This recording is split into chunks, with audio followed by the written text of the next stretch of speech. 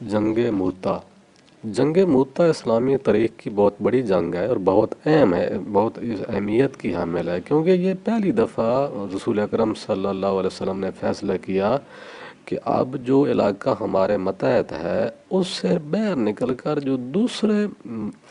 بادشاہ کی حکومت ہے اس میں اب حملہ کیا جائے۔ تو اس حساب سے یہ بڑی اہمیت کی حامل جنگ تھی، اور اس وقت مسلمانوں کے وسائل بڑے محدود تھے، اور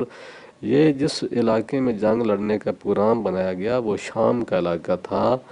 رسول اکرم صلی اللہ علیہ وسلم کو خبر ہوئی کہ جو روم کا بادشاہ ہے قیصر، اس کی فوج اس وقت شام کے علاقے میں ہے،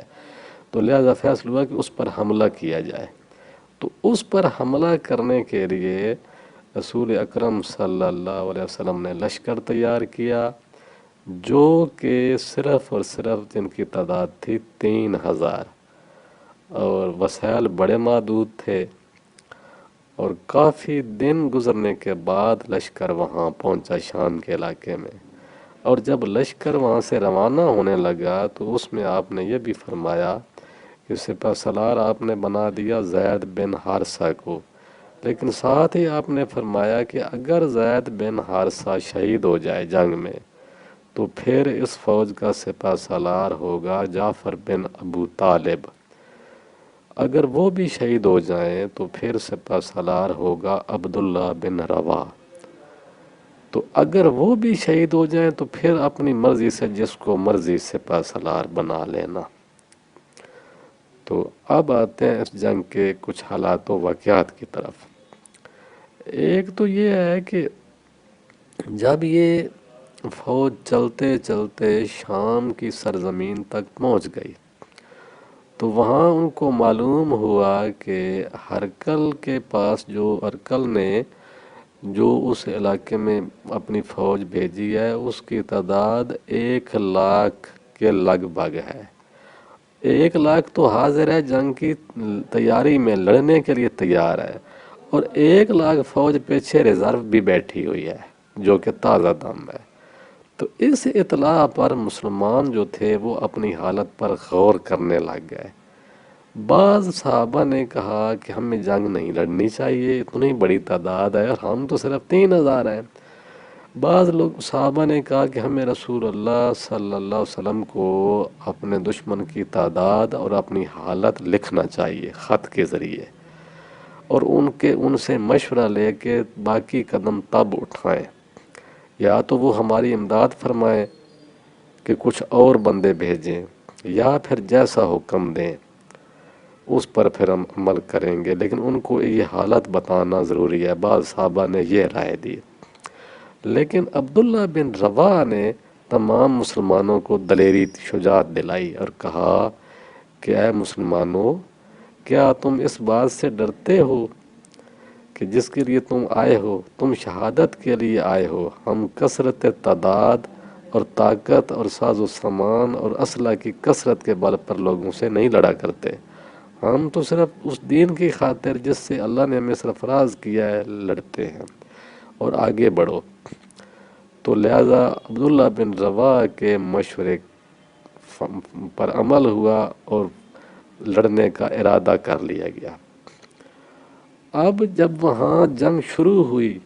تو ظاہر ہے مسلمانوں کی تعداد تھوڑی تھی، ان کی تعداد بھی بڑی تھی، اور اس وقت کی وہ دنیا کی بہت بڑی پاور تھی۔ تو اس میں وہی ہوا کہ پہلے دن جو تھے جنگ میں وہ زید بن حارثہ بھی شہید ہو گئے، پھر دوسرے دن جعفر بن ابو طالب بھی شہید ہو گئے، اور اس کے بعد سپہ سالار عبداللہ بن روا بنے اور وہ بھی اسی جنگ میں شہید ہو گئے۔ بلکہ انہوں نے تو شہید ہونے سے پہلے جو اپنا گھوڑا تھا عبداللہ بن جعفر نے وہ بھی ذبح کر دیا تاکہ میرے بعد میرا گھوڑا دشمن کے حوالے نہ آئے، تو خود بھی شہید ہو گئے۔ اور پھر مسلمانوں نے دیکھا کہ اب سپہ سالار کون بنے، تو اس میں ہوا یہ کہ خالد بن ولید نے از خود مسلمانوں کے مشورے کے بغیر ہی فوری طور پر عبداللہ بن روا کی شہادت کے بعد فوری طور پر جو جھنڈا تھا وہ خود اٹھا لیا، اور جب انہوں نے جھنڈا اٹھا لیا تو اس کے بعد پھر ہوا یہ کہ مسلمانوں نے کہا کہ ٹھیک ہے، اب جھنڈا اس نے اٹھا لیا تو اب ہمارا امیر یہی ہے۔ تو اس کے بعد پھر خالد بن ولید بہت دلیری سے لڑے، اور اس میں ان کے کافی لوگ قتل ہو گئے، لیکن پھر یہ ہوا کہ وہ جو رومی تھے ان پر تھوڑی سی روب بیٹھ گیا مسلمانوں کا، اور اس وجہ سے واپس پھر وہ حملہ کر کے کوئی فتح یا شکست کے بغیر ہی مسلمان پھر واپس آ گئے۔ وہ ایک طرح کا ایک دباؤ ڈالنا تھا روم کی سلطنت پر کہ مسلمان اس قابل ہیں کہ آپ سے بھی ٹکر لے سکتے ہیں۔ تو پھر یہ جو قافلہ تھا وہ واپس مدینہ آ گیا، تو مدینہ میں پھر بڑا ان کا ایک استقبال ہوا، بہت لوگوں نے استقبال کیا کہ اتنی بڑی دنیا کی جو پاور تھی ان کے ساتھ مسلمانوں نے ٹکر لی ہے۔ اور اس استقبال کرنے والوں میں چھوٹے بچے بھی تھے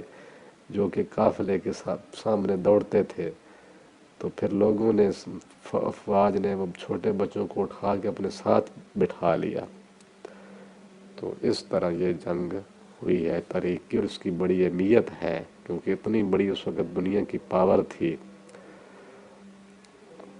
روم کی سلطنت۔